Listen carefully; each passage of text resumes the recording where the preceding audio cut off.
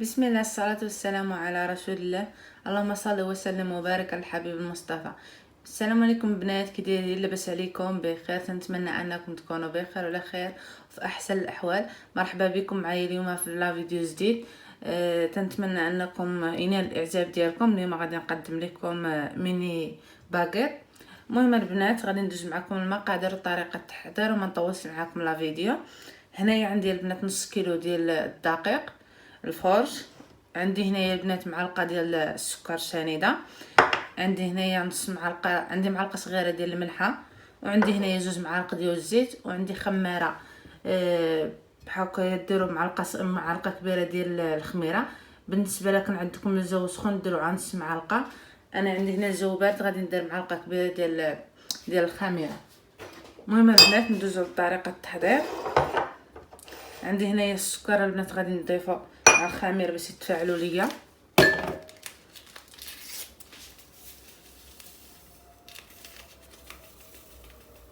كما تشوفوا غادي ندير هنايا الماء السخون. بالنسبه للبنات لهاد الباكيط تيجي خفيف وتيجي زوين في نفس الوقت، يعني تقدروا تصايبوه في اي وقيته. بالنسبه للبنات اللي ما عمرهم ما صايبوا الباكيط ولا يجيهم صعيب، يعني بلا ما يبقاو يقدروا يسيروا كامل الزنقي واللي كيديروا صايبه في الدار، ساهل وما تياخذش بزاف ديال الوقت، في نفس الوقت تيجي هسيس من الداخل وزوين. المهم البنات غنخلي الخميره ديالي تتفاعل لي واحد شويه وعاد غادي ندوز معكم الطريقه. المهم البنات من بعد ما تفاعلت لي الخميره ديالتي غنبدا على بركه الله. بسم الله. غادي ندير واحد الحفره هكا، غادي نلوح فيها ديك الخميره وداك السكر باش يديروا ليا. هنا الملح البنات غنحطها في الزن باش ما يدارش مع الخميره والسكر ودير لي داك التفاعل. هنا البنات غادي ندير 2 معالق ديال الزيت. نتوما بالنسبه لبنات الزيت نتوما تقدروا ديروا على الزيت العاديه، ما تحتاجوش ديروا الزيت البلديه، يعني ديروا داك السي اللي متوفر عندكم. هنا بسم الله غادي نبداو نجمعوا في العجين. بسم الله. صافي البنات تنجمعوا بحال هكايا.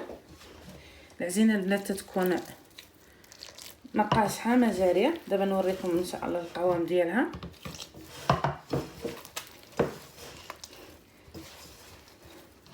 هو بالنسبه للزيت البلدي البنات تعطي واحد المذاق، يعني تيكون مختلف، يعني تيجي لذيذ. بالنسبه للزيت العاديه تيخليه الزيت تيخلي الباكيت ديالكم تيكون هشيش. كنستمروا على هكا تنجمعوا العجين.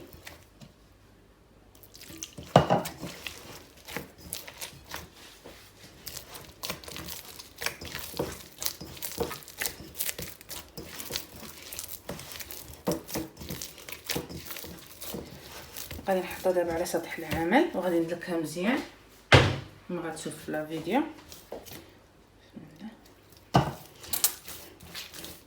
سطح العمل البنات كما قلت لكم ديما يكون نقي.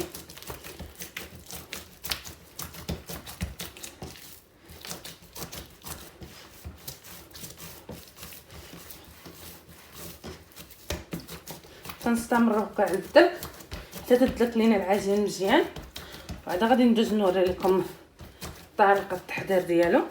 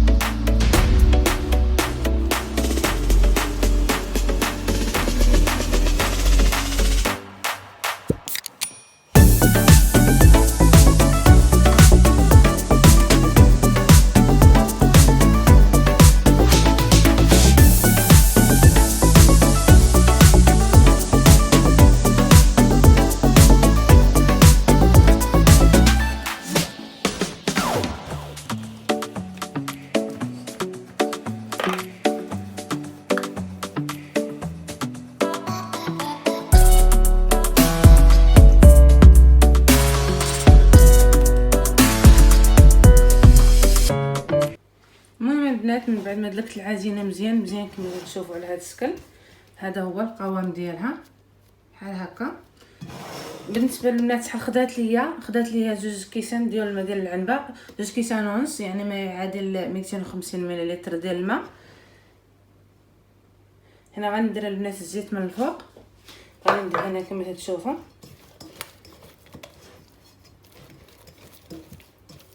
صافي غنخليها البنات ترتاح ما بين ساعه حتى لساعتين، قد ما اختمرت قد ما تجي هاد العجينه ديال الباكيت زوينه. هذا هو السر ديالها، خاص ضروري قد ما سطو تخلوها تخمر قد ما تكون احسن، يعني قد ما طولت المده قد ما تكون احسن. انا غنخليها ان شاء الله واحد ساعتين هكا، وعاد غنرجع نكمل معكم الطريقه ديالتها. نغطيها مزيان هكا صافي، نخلي البنات تختمر حتى من بعد ان شاء الله غادي نوري لكم طريقه التحضير. المهم البنات من بعد ما اختمرت لي العجينه كما تشوفوا على تتجي على هذا الشكل، دابا غادي نشدها غنحطها على سطح العمل كما غنشوفوا. غادي نحاول نخويها من داك الهواء اللي فيها كما تشوفوا. دابا غنقطعها على حساب الكميه اللي غنبغي انايا.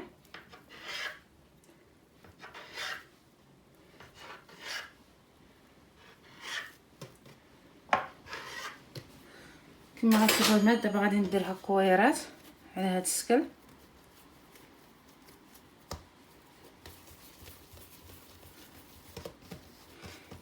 هكا كل ما اختمرت كل ما تكون احسن كما قلت لكم البنات. هنايا انايا درتها هكايا باش تجيكم العجينه ناجحه ويجيكم هكايا مقاد.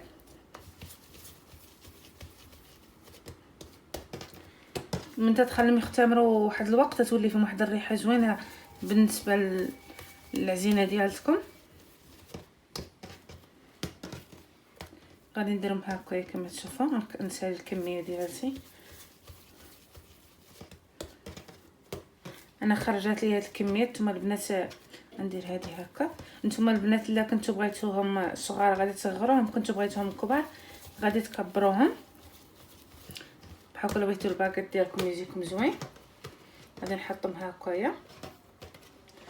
غادي نرص سطح العمل ديالي بشويه ديال الدقيق، غادي نبدا نقرش فيهم هكايا كما تشوفوا.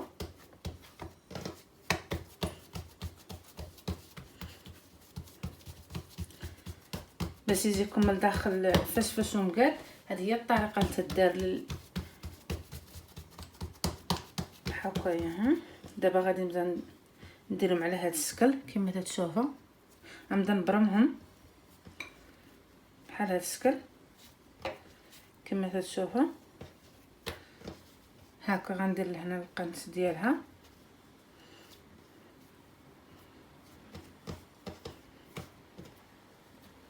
صافي. غنضغط على هاد الجوانب هكا باش يتماسكوا كما تشوفوا.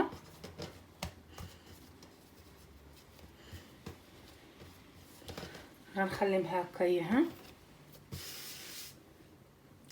غندير معكم وحده اخرى كما تشوفوا سرحها. هما البنات يجيو خفاف وزوينين، تقدروا تحضروهم للفطور الكوتي في اي وقت. بالنسبه للدراري الصغار تعجبوا حتى الكبار، يعني تولي تصايبهم في الدار كاع ما تبقاو هكايا تسريو فيهم بزاف. بالنسبه لدوك اللي تسراو ثاني تحطوا فيهم مواد، كاين تحط فيهم مواد كيميائيه. نلصقها هكا ونزدي هاد الجانب هكا كما تشوفوا صافي. غادي ندير ليه هكايا على هاد الشكل تشوفوا فيهم.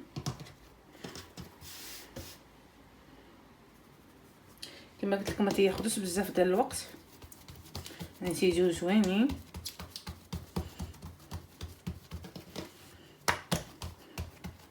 غنحاول نسالي الكميه ديالتي معكم البنات عاد غنوري لكم كي غندير لهم ثاني.